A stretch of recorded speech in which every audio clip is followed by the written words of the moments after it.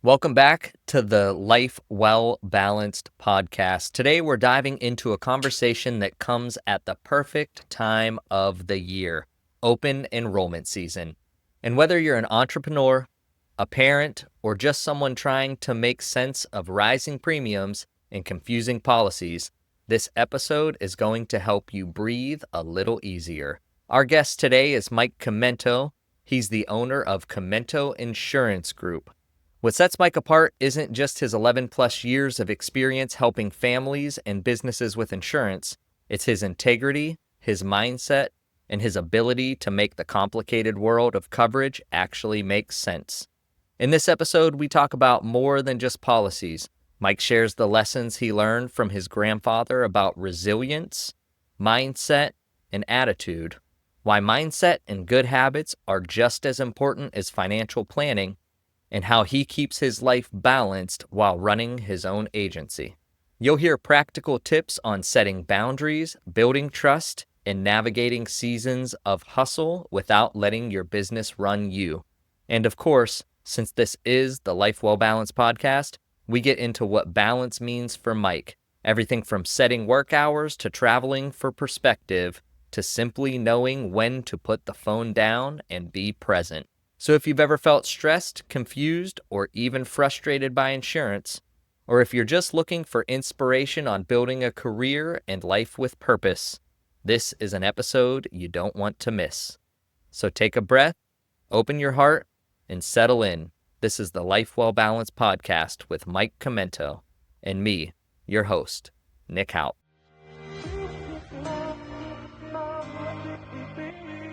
This episode of the Life Well Balanced podcast is brought to you by Life Force Healing.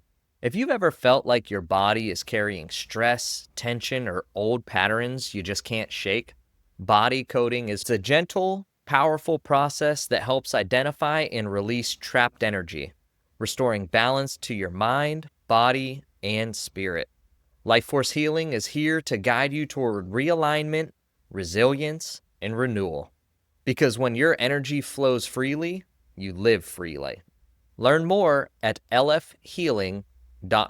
We're also sponsored by IV Lux Infusion, a luxury mobile IV hydration service that brings wellness straight to your doorstep. Whether you're recovering from a long weekend, preparing for peak performance, or just need a boost, their licensed medical professionals deliver hydration and nutrients tailored to your body's needs. Think of it as a premium self-care administered safely and comfortably wherever you are. IV Lux Infusion, wellness redefined. Book your session today at ivluxinfusion.com. And don't forget to use the promo code LifeWellBalanced. My man, Mike Chimento. It's good to see you, brother. Yeah, doing good. How about yourself? I can't complain, Yeah. man. Thanks for coming out, making the drive. Yep. Thank you for having me. Yeah. So it's cool to have you in here. I just want to start with acknowledging you. You and I, when we first met each other, there was like a click where we were both like, I feel like I know you. Yeah. Like we've hung out before, but we don't remember somehow. hanging out. And you and I just kind of started building this friendship and relationship and business relationship and everything. We met networking and stuff. And I want to acknowledge you for being the guy that you are, because the more I've gotten to know you, you are a really good person and you lead your business like that.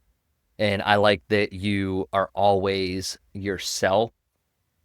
And then you also just lead with integrity and stuff and everything that you do. So I want to acknowledge you for that, man. Thank you.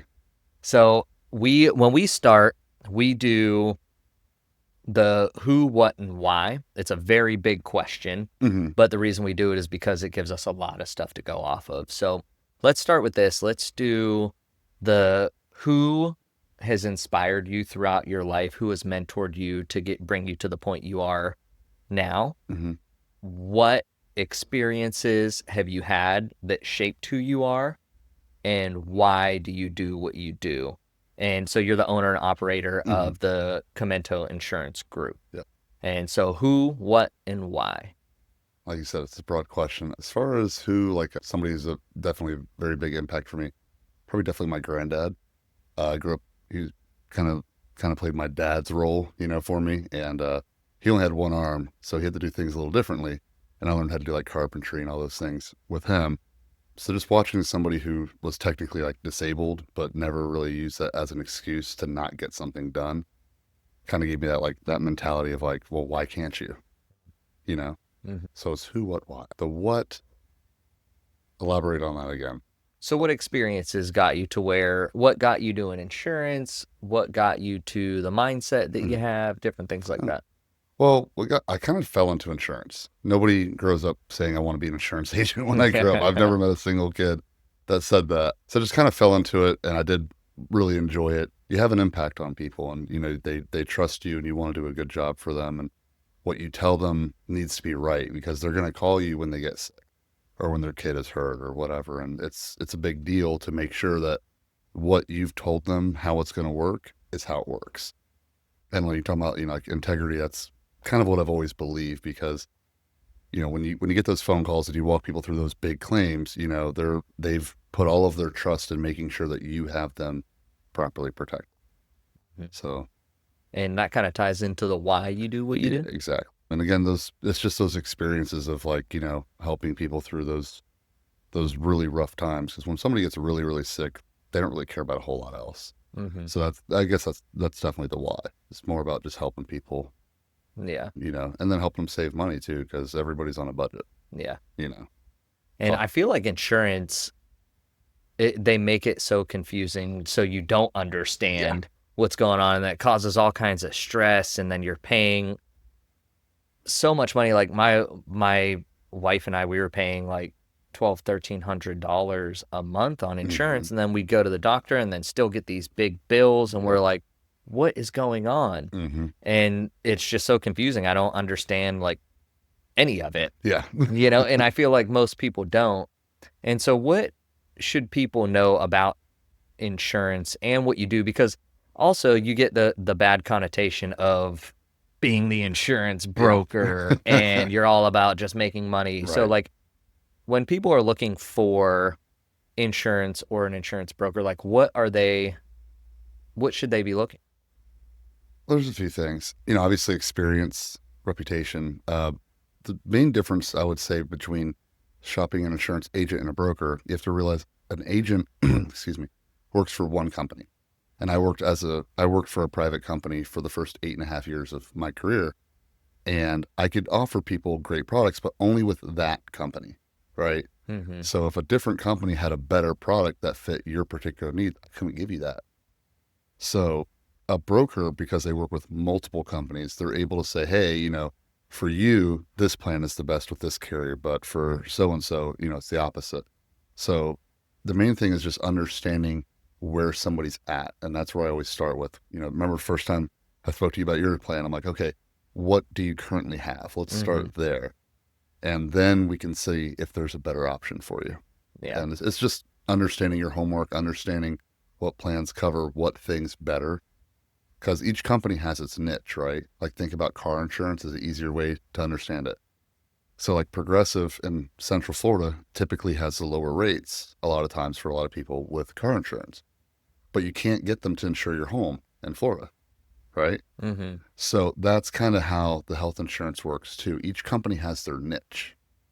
And so sometimes people are familiar with a certain name because that's the niche that they've always been in, like group insurance. Sometimes the group insurance niche is not the same coverage as the private insurance. So when you go from a group plan to a self-employed or something like that, sometimes you'll end up with a carrier you may have never heard of because they have the best option for you. Hmm.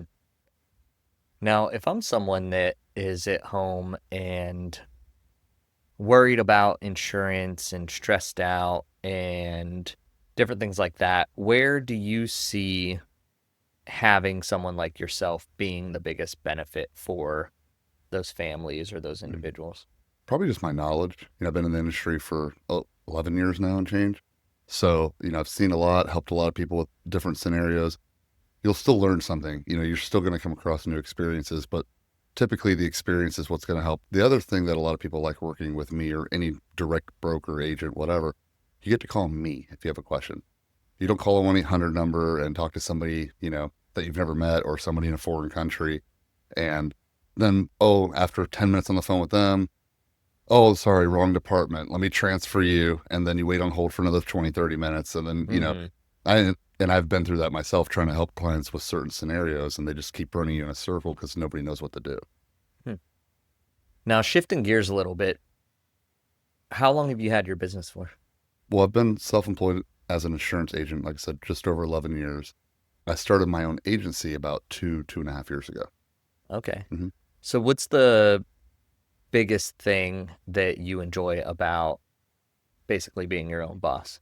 I enjoy having a lot more options than I used to. Like I said, when you work with one company, there's nothing wrong with that, but I can only offer one product line. So now that I'm a broker and I can bring together so many different options, so many different layers of protection, just gives me a lot more freedom to better serve my clients. Okay. And one thing that you and I have talked about in the past, which I like, is your mindset around finances and money. And because we've had conversations about like dream cars and how much money you need to make and stuff. And you always make a joke about having your dream car. Yep. And which is what? My first car, still have over 20 years, my 1988 Crown Victoria, my baby. 1988 Crown Victoria. Mm-hmm. Can we talk about financial goals and stuff with being your own boss? Like, do you sit down each year and you're like, this is what I'm looking to make, this is what I'm trying to do? Like, how do you create those goals for the finances that you want to meet? Or do you have is there some tips and tricks for people that are out there just starting as their own as self-employed or whatever? Yeah, when you start a business, it's, very tricky if you don't have the education of, how to set up your LLC, when to set up, all those things. Good bookkeeping habits is probably my best trick to being financially successful, or secure, I should say.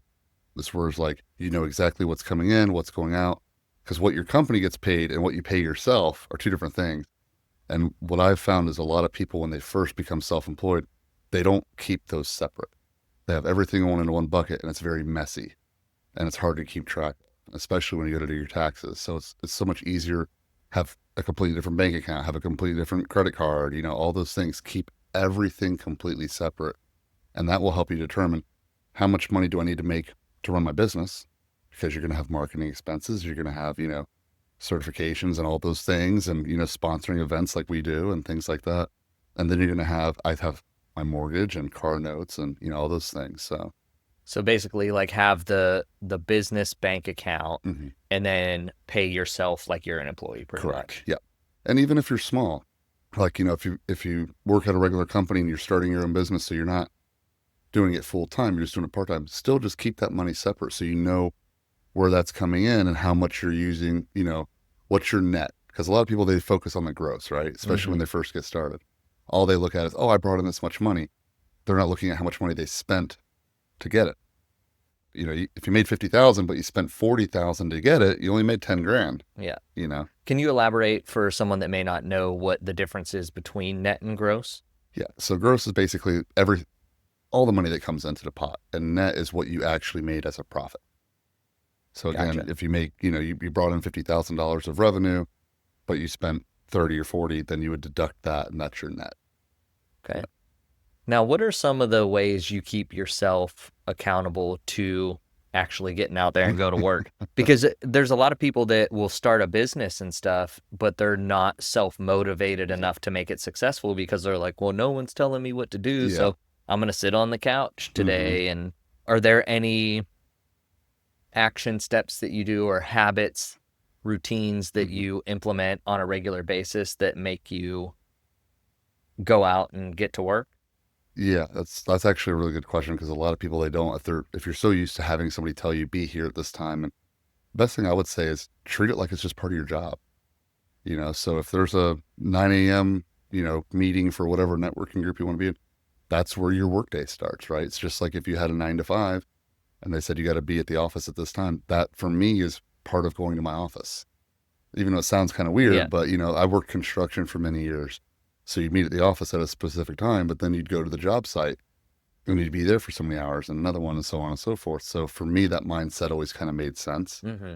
But yeah, it's just make it part of your routine. If you always keep a calendar. I don't have anybody keep track of anything without writing it down. I'd be completely lost. Yeah.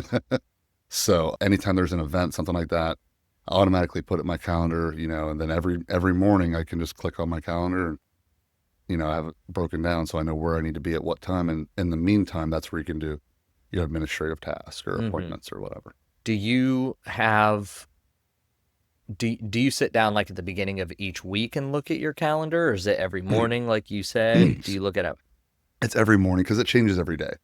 Okay. Especially because, people call you, especially when it's like towards the end of the week or towards the end of the month and people need to get those rush things done right away. And so it changes. My schedule changes pretty much daily. So how do you manage that? There's people people handle different Hmm. situations very differently. So when stuff changes and it's like you're getting hit over here with all of these things and Right. tasks that you have to do, and then now you're like stressing out and you're like overwhelmed, Hmm. how do you manage coming into your business when things do start changing and you just adapt to everything? Yeah. Again, luckily I have been doing it long enough that it doesn't bother me as much. It's definitely a little overwhelming sometimes. Main thing I do is I try to learn how to prioritize.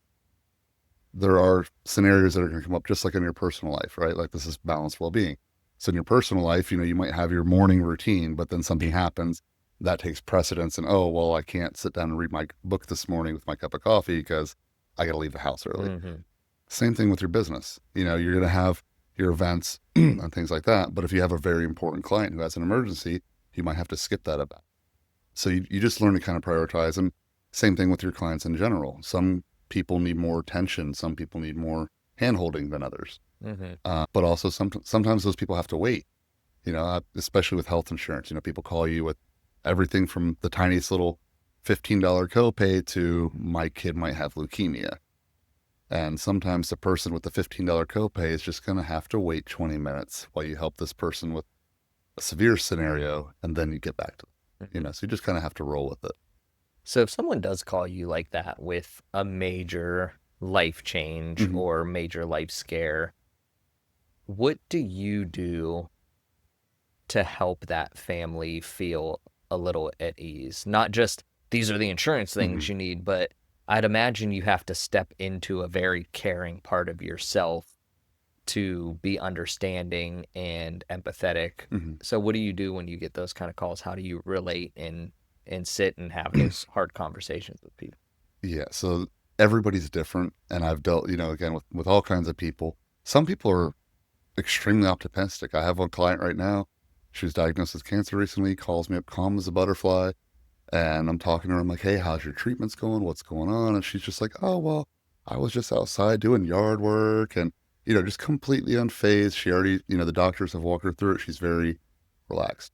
Some people call, they are extremely frantic. So it just kind of depends on, what I feel that they need from me at that moment. I always walk through, of course, like, hey, this is what to expect with the bills because that's, the part that I can kind of impact.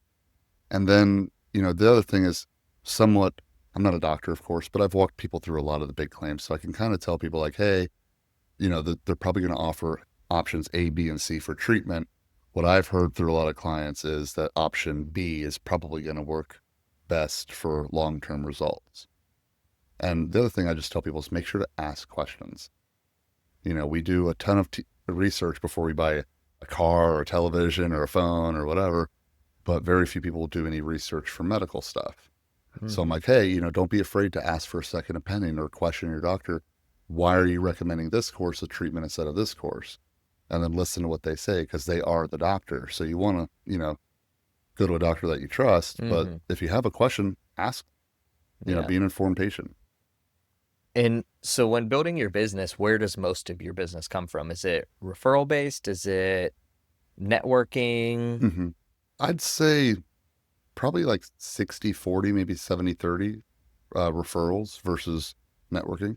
But it's always important to keep fresh, meeting fresh people like, I met you and how we've both been able to refer people since then. So, but again, I've been doing this a long time. And the cool thing is when you reach a certain tenure point, I guess, that you become like the insurance man of the family. So Mm-hmm. the kids turn 26 and the parents are like, okay, call Mike.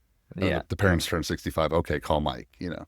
So that works out really well. And then probably too, since you have been networking for so long, it probably in the beginning was flipped to Yeah. where it was more networking, less referrals. Yep. And then from all that networking, you started getting the referrals. Yeah.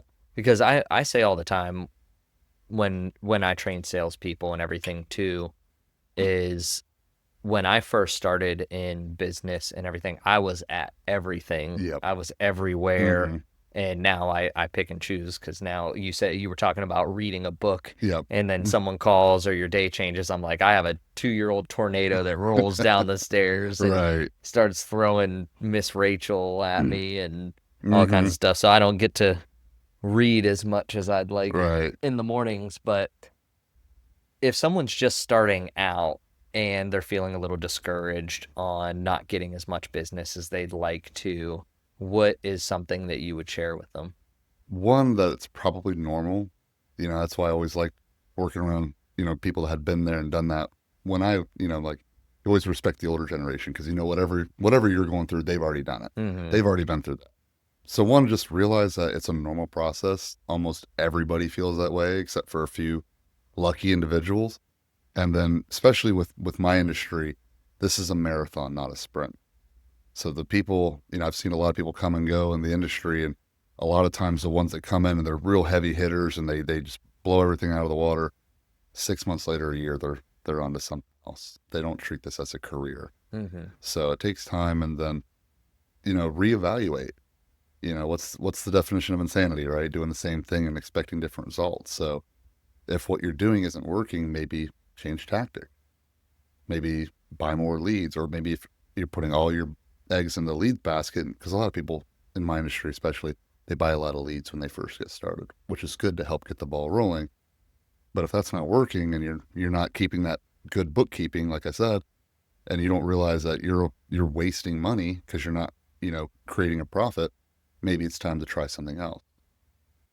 Now, you had mentioned when it comes to building these relationships and with your clients and networking, trust is a major factor, right?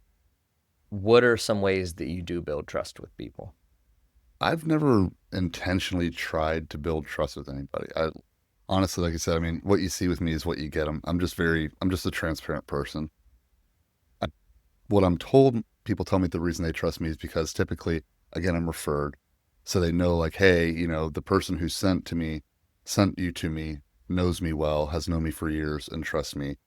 And then the other thing is a lot of people trust me because I do have so much knowledge of this industry. And if I don't know something, I will say, hey, I don't know, but I'm going to find that out. Give me a day or two and Mm-hmm. let me see what I can do for you.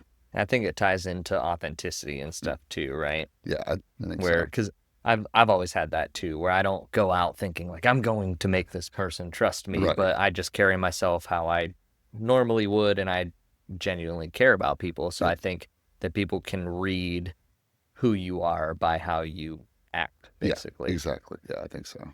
So since we are on the Life Well Balanced podcast, I do want to talk about not so much work-life balance because that doesn't exist. It's not a real thing. Right. But what I want to talk about is how you manage working, especially for yourself, because you don't have a time clock that you clock out and then you go home.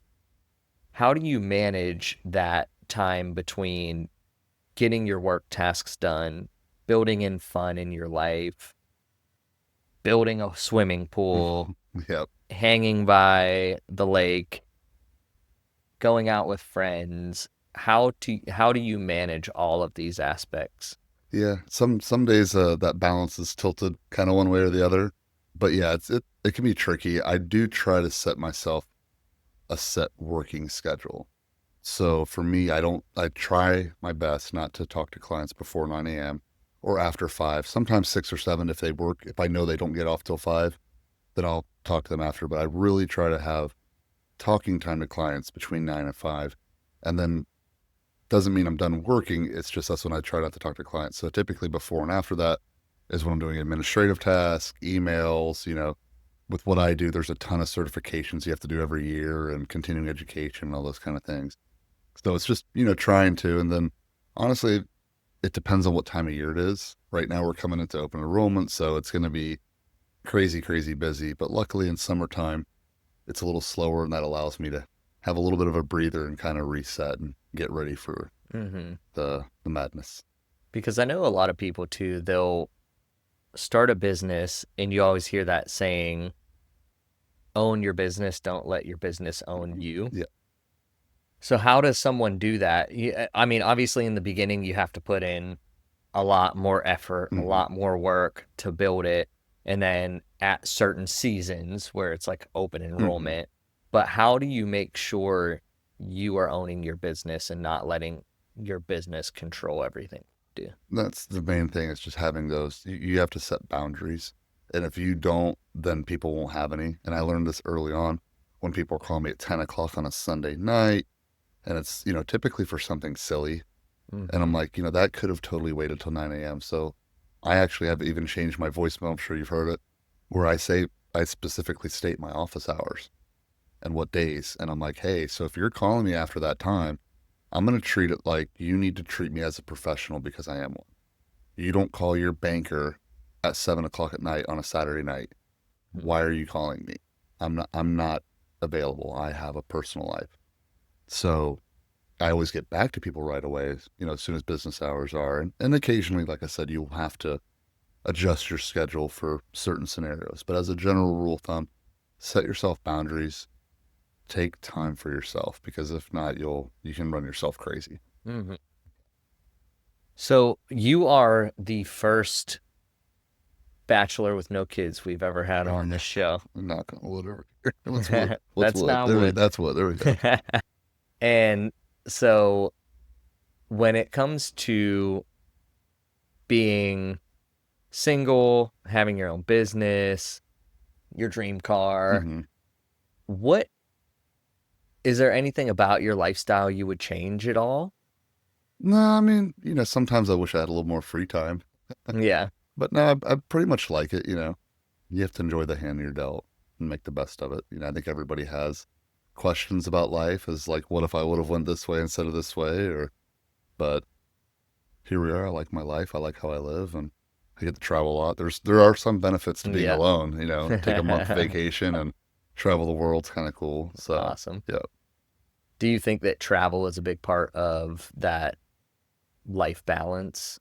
for me it is. I think everybody has their balance, right? Like everyone has their path in life. For me, I like to experience things, and it's kind of life changing, as far as like it opens your perspective to, maybe we don't know everything, Hmm.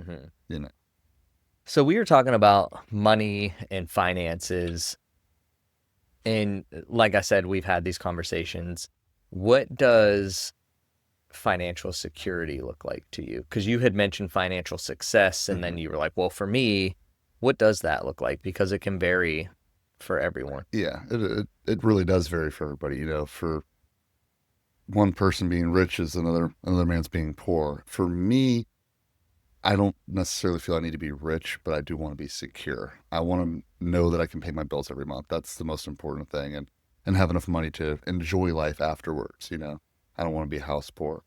So for me, it's just as long as I can continue paying off. I'm 5 years ahead of schedule paying off my house already, things like that. So as long as I'm moving in that general direction and I can still have a quality of life, for me, that's kind of that good balance. So.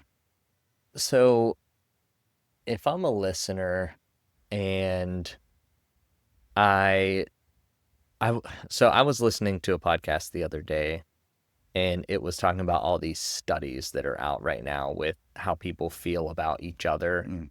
And it's saying that Gen Z right now, their main goal is to be famous. Like that's what kids are growing up as, is to be famous. Yeah. And so with our generation, it's a little different. What is something you would tell this younger generation about being successful that they may not fully understand? That's actually a really good question, a good kind of change of perspective. I think a lot of young people don't realize that two things, especially with the way that a lot of people are with, the sexuality stuff. It's like, hey, when you're young, we always have this mindset of we're going to be the way that we are right now forever, right? So when you're 15 through 25 and you think that this is like, listen, trust me, you're going to change. When you Mm-hmm. become an adult, you have the right to live the way you want. So if you didn't like something, you can just change it about yourself and start over, and you can choose a new direction in life. So I always tell people, like, don't use a permanent solution for a temporary problem. And that especially goes for kids, if they're thinking about committing suicide, like that's a permanent solution for a temporary problem. As far as being famous and stuff, if everybody became famous, then famous would mean nothing. I personally wouldn't want to be super famous because I like being able to just go sit down at a restaurant, eat, and I couldn't imagine sitting at a restaurant and, 100 people are Mm-hmm. coming up, sign this and take a selfie. And I like, I enjoy quiet time and Yeah. relaxation. So not my cup of tea, but it might be others.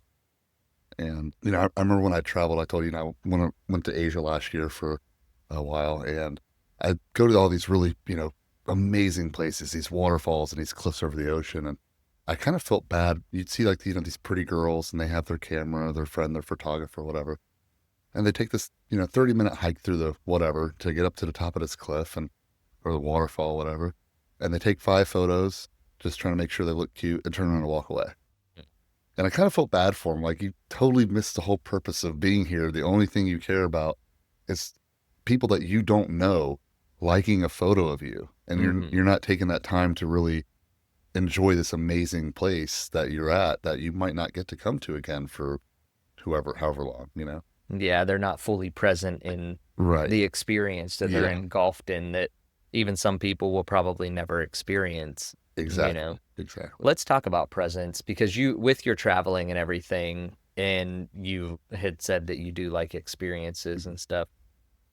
What can people do to not get caught in the, what's the word I'm looking for? The rat race. What can people do to not get caught in the rat race? Turn the phone off. Set it down. It can wait. Okay. Enjoy the moment. And just enjoy the moment because it's such a distraction. It's completely impossible for you to focus on two things at once, right? Yeah. To truly focus on something. So, like I said, I mean, I see all these people and they're at events and they got all these things going around, and the whole time they're doing this. I'm like, like you said, it's just not being present. Put it down, enjoy the show, because when you get home and you're bored or you got nothing else to do or whatever, that's when you look at your phone. That's when, the phone will be there when you're done doing whatever you're doing. For me, I thoroughly enjoy being off the grid. Maybe it's because of how much I am talking to people and always on the Yeah. phone and always moving and shaking. For me, it's very nice to just kind of unplug for a few hours. Might tick off my clients if they see this. That maybe that's why they didn't answer their call on a Saturday. But uh, so I think everybody needs that reset and that ability to just take a breath and stop, even if it's 10 minutes. hmm Yeah, we're actually getting ready to go. We got a cabin in the mountains in North Carolina Yep. in a couple weeks, and we are just pumped because we've just been so busy Yep. and we have so many projects going on, and we're like, we need to just go, come back. Well, I mean, I say this, but meanwhile, the day after we get back, I'm speaking at a conference. So I'll be working Yeah. on stuff for the conference while Right. we're there, but I'll be looking at the mountains, Yep. sitting around a fire, Mm-hmm. getting that, as the Japanese call it, the nature bath. Oh, I haven't heard of Is, that term. yeah, That's I saw cool. this thing the other day and it was talking about it, and it was saying they call it like a nature bath, Hmm. Hmm. and it's just walking in the woods and different things like that. But I remembered what I was going to say earlier too, because you were talking about when you're 15 or whatever, you think these things are going to last forever. And I was just having this conversation with my 16-year-old Mm-hmm. about my life when I was younger, and she's like, "Well, what if you?" It was about playing ice hockey, and I grew up playing ice hockey, and I was supposed to play for my college, and I ended up not. Right. And she's like, well, are you glad you did? And are you glad that you didn't play hockey? And I was like, yeah, because I think it would have changed the path Yep. that I was going on because I would have been hanging out with different people. I would have been doing different things. Hmm.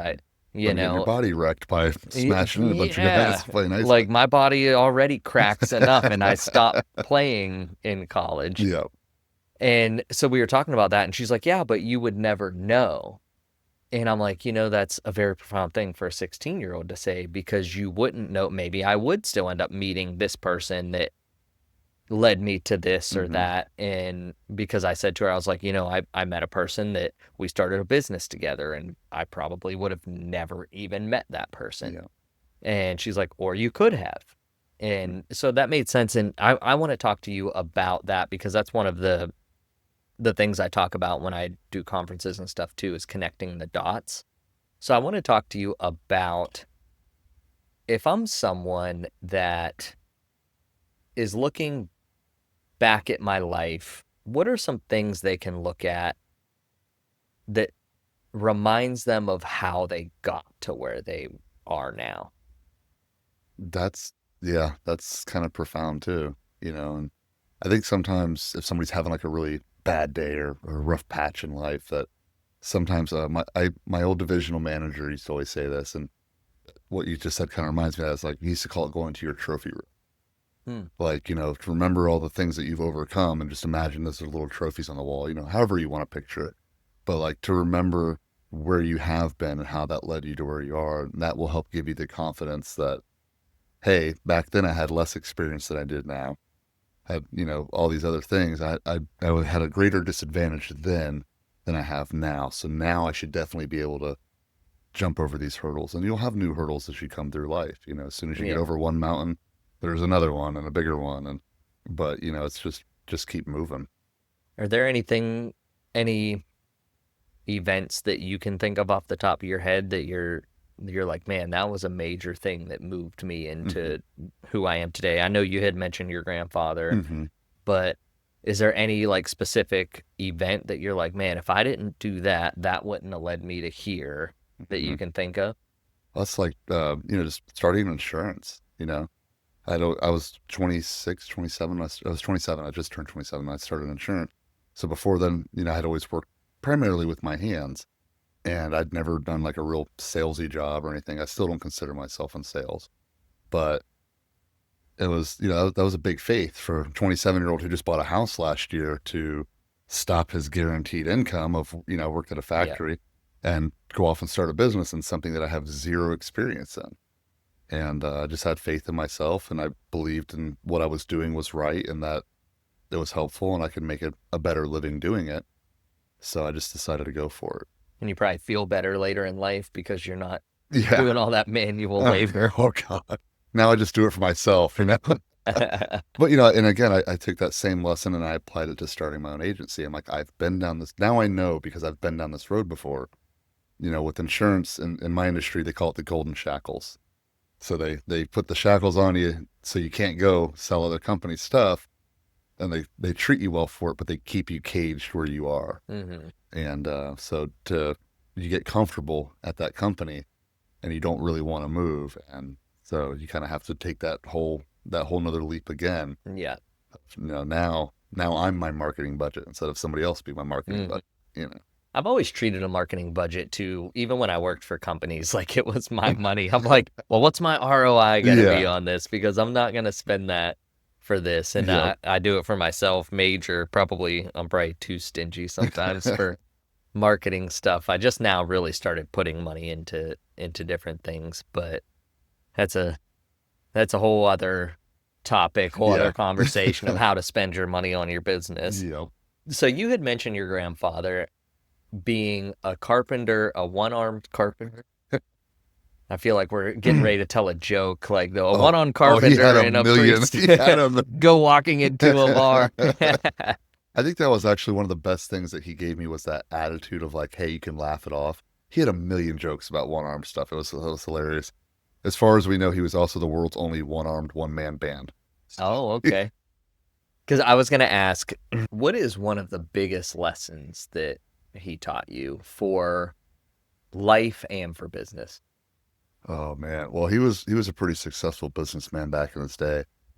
So he had a lot of tips about, how to read people because he also had rental units. So I grew up with him with his rental units, helping him work on them. And, so I learned how to do all kinds of stuff at a very early age. He was also like, volunteer firefighter. So I think his main thing was just like leading by example. Hmm. The one thing he drilled into me was attitude.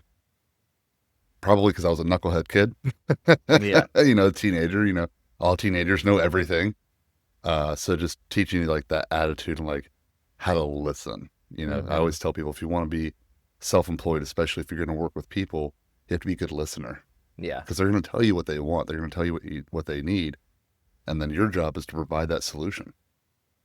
Let's talk about success, right? Because we've said it a few times. And success, I always tell people, is different for everyone. Hmm. And there's financial success, there's family success, there's all these different things of success. So, what does success look like for you? It's a well-ordered life, Go you deeper know. on that. So it's, having the ability to have the kind of lifestyle that you want. So like for me, I've never really viewed money as a goal. Money is a tool. I'm a very mechanical person. So, to me, money's just a hammer. So do I need a bigger hammer or do I need to learn how to drive a nail better? So I just want to have the kind of lifestyle that I enjoy. I want to be able to travel. I want to, do the things that I want to do and be financially independent enough to where if I want to take a week off, and it's not my super busy season, that I can take that week off and go do what I enjoy. Hmm. Go see family and friends and stuff like that. So, if I'm someone that is looking to become successful, what are three major takeaways they should get from this? Hmm. First, you have to measure what is your level of success. How you can't aim for a goal if you don't know what the goal is, right? Hmm. Just like shooting a gun or something like that. If you don't know what your target is, you're just shooting in the dark. So I think somebody has to be really definitive on what am I trying to accomplish. Number two, it was a process, right? So number two is how do I accomplish that? What is a realistic means that I'm going to make this happen? Because everyone, they like you. I'm sure you've heard of the book, like The Secret. To me, it just sounds silly. Just focus on what you want; it'll fall out of the sky. Like I don't think that's how it works, guys. Uh, but It's funny that we reference that in the Tilting the Balance book a lot, and we're like, we love The Secret. oh, sorry. I mean, it's great. It's the best thing ever. I think it's important to focus on. Sorry. Well, it's not that focusing on something isn't good. It's just that, There needs to be action steps along with the yeah, focus. and I think a lot of people miss that Yeah, part of and we like, talk about that yeah, too. yeah, And we say you can't be like, I want $1 million and sit on the couch and wait for it to come because exactly, it's never going to happen. exactly. So I remember I watch all these videos and stuff too. I'm really big into philosophy. I like to read philosophy books and things like that. And there was this one guy. I think he was like a Buddhist monk, but he was explaining his perspective on how to like achieve your goal to an extent. He was like, what you do is you focus on this process. And he's like, a lot of people forget that there's a process. And again, that's the big thing about becoming self-employed. Most people don't realize with almost any business that you start, it's very hard to turn a profit in the first 2 years. Hmm. Most people, most businesses, you're going to be happy to break even or make just a little bit of profit your first year or two. So it's So that you, realistic expectation. you need to go into starting a business understanding that. Right. And then is there a third one? The third one, refresh my memory. What are the takeaways for starting a business, For becoming what, like, successful? yeah, becoming successful. I don't know. I'd say just kind of those two kind of sum it up for me. Have a great attitude. A good attitude, yeah. Well, be able to take the hits, Yeah. because you're gonna have hits and you're gonna have things that throw you off balance. It's okay to have a day of, or an hour or whatever, 10 minutes of frustration or disappointment, or whatever. Like I think a lot of times our society is geared towards only pay attention to the happy moments. You look at a picture online, if somebody's Instagram, they're, oh my God, this is so great. Well, you're seeing 1 second, one snap of the camera. How did the rest of their day go? Hmm. How many times did they take that photo before they got it right? Yeah. And that's the thing. I think a lot of business people, when they're trying to get into it, they don't understand is like, hey, you're going to have those hits. Don't worry. It's okay. It's normal. Get back on the horse, keep moving. Yeah. Yeah, I think when it comes to attitude also too, I was listening to a psychologist and she was talking about mindset and the body. And she was mentioning how as long as you're seeing, and I'm gonna butcher this, but she was talking about being fully in mindfulness in the good and the bad. And she said when you're experiencing the bad stuff, then you are fully present and mindful of what is going on. So not to look at that as a bad thing. Right. You know? And that's, philosophy and Buddhism, they both teach that, like, that embracing the moment, the Romans used to say, amore fate, love your fate. Even the bad thing that, hey, this was prescribed to me and I can fully embrace this and realizing that it's not going to last forever. Yeah. And I just thought about it. I kind of butchered what I was talking about when I brought up that Buddhist guy for The Secret, because that's where I was going with that. Sorry about that. But the way he explained it was really, really good. He's like, it's not just about focusing on what you want. It's like what you're doing is you're changing your frequency to receive what you're wanting. That's where I was trying to go with that. Yeah. So he's like more focusing on the process of fine tuning your frequency to fit that realm, of where you're trying to go. Because, if you're trying to do something different than you've ever done and all your circle of influence has ever done, you're going to end up not having much in common with that circle of influence. Right. Let's talk about that. Because with me, I dealt with that when I first started my first business, and it was like friends were dropping like flies, but that was also back in college. So you had a ton of friends that weren't really friends. It was just drinking buddies, college friends, and that kind of stuff, So how has your sphere of influence changed in the time frame of working for someone, starting your own business into now? A bunch. One thing, I think it's a normal process as you get older and your priorities in life start to change. Other people's priorities' lives are also changing. I think that's a normal process. But again, the sphere changes too, who you're hanging around. So, I've had a few different groups of people that I'd say were like we were tight-knit friends. And then sometimes, just kind of breaks apart. People get distracted by whatever. But yeah, I'd definitely say like most of my friends now, people like us, people who are self-employed and we have the same challenges in life. We have the same accomplishments, the same kind of goals. And it's those conversations, if there's nothing wrong with your old friends. It's not like you dislike them or wish ill on them or anything like that. It's just, might not have as much in common anymore. They're still talking about high school days and I'm, dreaming of all these things and I'm working on my goals and what I'm moving towards. And sometimes they don't align anymore. Yeah. Yeah. And I think that's a hard thing. And that kind of comes to the attachment piece of it, is not be so attached to the old memories in the past and everything, and kind of move forward. Because there've been so many times where I tried to hold on to a relationship because I'm like, well, they've been there for a long time with me. And it's just like, you don't even have anything to talk about anymore. Yeah. And that's what I said, especially if they're not growing as well. Yeah. And they're still having the same conversation. It's like, hey, I'm with you, but dude, we figured that out 10 years ago. Like, I had a mentor tell me, he would always say, change the people around you or change the people around you. Yeah. And that stuck with me since I was in my early 20s. And some people are like, I don't really get it. And it's like, change the people around you, like physically change who's Swap around out, you, or change influence yourself them for the better to influence them to make changes. Yep. And I just, that always sat with me, and I always really liked that. Since we were talking about books and stuff, do you have any books that you recommend people read? Depends, The Secret? Yes, totally. I've never personally read it, so I can't say anything good or bad about it. There's a bunch that I like. Again, I typically read like philosophy and stuff. Depends on what you're trying to learn and stuff. I personally enjoy Marcus Aurelius. I don't know if it's the same translation or not, but I've seen like the book covers where it says, oh, like learn how to think like an emperor. I'm like, that's totally missing the point of the Mm-hmm. book if you've read it. One book I think is good for perception and understanding perspective and things is Turning the Wheel of Truth. I think it's by like a John Secuto, something like that. But it's a book on Buddhism, but it's just explaining like the first section of Buddhism, like how your mind works. And then you realize that most of us are the same on how our minds work. Mm-hmm. So if you realize how my mind works, then you can see, well, maybe that other person isn't being the way I'm perceiving them, and maybe I'm not being the way they're perceiving me, Mm-hmm. you know?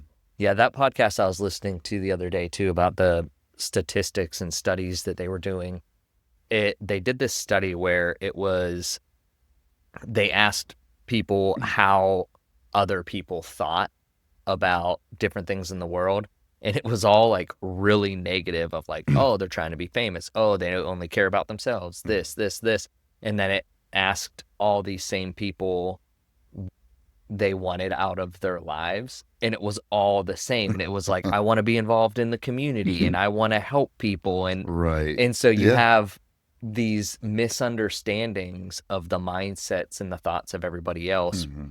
which is really based on the experiences we've had and the belief systems we've created and everything along those lines. So if I am someone, I feel like we went deep this second I think half so. now. I Yeah. think we're like in the flow now. If I'm someone that's sitting there and whether it's sales or not, how can I work on myself to shift my mindset to better understand how other people's minds work? In today's world, it's almost impossible with so many people. I think a lot of people have become so polarized where it's you agree 100% with everything that I say, or you are the actual devil Mm-hmm. and I hate you. And I think people just need to go back to, having conversations. Another big thing I see on that is like social media, for instance, where everything is based on an algorithm. So if Yeah. you only like one kind of thing, that algorithm is going to realize to only show you things that align with what you like. Well, you're not learning anything. You can't possibly see a different perspective if the only people you talk to are people who perfectly think the way you do. And the only thing you look at social media is everything that aligns with your algorithm. So I think people just need to go back to having civil conversations and actually wanting to learn, Mm-hmm. why do you think that way? Yeah. Hey, let me explain to you my way. Maybe we come to a better understanding.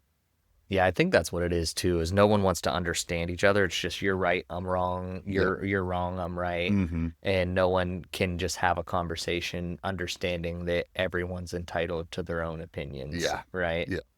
And so we're kind of winding down here. Is there anything that you'd like to share that we haven't talked about? No, not really. It's open enrollment. So if anybody has insurance questions, they can call me. As far as balanced well-being, I've known Nick for a long time and you do a good job. And you always have a lot of wisdom. All your events that you go to, whenever you're speaking, you always give that little nugget. I'm always looking forward to like, okay, what's Nick going to bring up this time? I appreciate Yeah, that. definitely. But no, So, it's been fun. where can people find you if they do need insurance during open enrollment and stuff? And talk about open enrollment a little bit for the listeners because some people might not even know what open Yeah. enrollment is and why they need to know about it. So open enrollment's when you can either enroll in insurance initially, or if you have insurance and you want to change it, that's when you can. And you're right, a lot of people aren't really super familiar with that concept and they try to wait until something has happened. And I'm like, okay, I have to go through the questions because you have to fit a criteria outside of open enrollment to get insurance. You have to have a qualifying life event. So if you don't have that happen and you call me in the middle of June and you haven't had insurance all year, and now all of a sudden you're pregnant, or, you're scared, you have some pain going on, you're scared you don't have insurance, you're not going to be able to get it. So open enrollment's a very crucial time to make sure you have everything set up for the following year, because basically you're probably going to be stuck with what you have unless you have a very unique scenario that allows you to change insurance. And Mm-hmm. those scenarios are not based on health. It's unfortunate, but that's the way it works. You can't say, oh, well, now because I have cancer, I'm willing to spend $50 a month for my health insurance. So it's basically, it's that time of year. It's always at the end of the year. For people over 65 on Medicare, it's between October 15th and December 7th. And people who are under 65, it's from November 1st to December 15th. They do extend it into January normally, but that coverage doesn't take effect till February. So most people try to get it done to have it take effect the 1st of January. So that way it's set up for the rest of the year. Okay. So if people do want to talk to you about insurance, how can they find you? Typically, honestly, I just do like my phone number and email. I haven't done a whole lot online, and I bought my domain name. I've just been so busy. I haven't set up a website. I know I need to. I think part of the reason I haven't is just because of my tenure in the industry and how many people I know. And, so I do get a lot of referrals, and I do everything on an individual basis because, if you just emailed me and said, hey, send me a quote, I'm like, no. And people think you're being rude. It's like, well, no, I don't know what you need. I need to talk to you. It's important that I speak to you at least 5-10 minutes on the phone just to get an idea of who you are, where you're at in life, what needs are we trying to address? How do I best serve you? And if I don't talk to you and have a conversation, I have no idea how to help. So what is your phone number and email? Sure. So my phone number is 386-878-6408. And my email, it's mike@thechimento.group. And that's my last name. So it's spelled Chimento. Awesome. So at the end of our episodes, we do a speed round called Balanced or Unbalanced. Okay. And so this is where I ask you questions. You tell me if it's balanced or unbalanced. If you want to go in depth a little more, feel free. If we want to keep moving, we just keep on moving. Sound good? Let's do it. All right. Balanced or unbalanced? Working late every night to grow your business. It depends on how long. I mean, during open enrollment, you just kind of have to. But if you're doing that every day throughout the whole year, I'd say unbalanced. Unbalanced. Attending as many networking events as you possibly can. I'd say pretty balanced. It does depend, I think, like we were talking about earlier. Even you said, like when you first get started, you got to be everywhere. After that, you'll kind of see like, maybe this group doesn't really give me as much as I had hoped for. Maybe it's kind of a waste of time, money. Maybe it takes too much time to get, Yeah. And like with me too, with kids now and stuff, it's like, I'm not going to go to this thing where I see the same people all the time. Yeah, exactly. Building friendships with your clients. Balanced. Saying yes to every opportunity that comes your way. I guess that could be balanced, especially when you're first getting started. Depends on the opportunity, right? Not all opportunities are good. I mean, we've all come across, Yeah. That everybody tries to sell you a pipe dream. Yeah. Yeah. Focusing on the money, not the lifestyle. Unbalanced. Unbalanced. For me, it's unbalanced. And a lot of people might feel other ways. This is funny. Taking one full day off a week. Very balanced. At least one day. The guy that takes a month off. Trusting relationships over contracts. Unbalanced. I'm like, I wonder what he's going to say if it's not here. in writing, Yeah. Having a mentor or coach as a self-employed professional. I'd say that's balanced. Balanced. For most people, I don't really feel I have a mentor or coach now.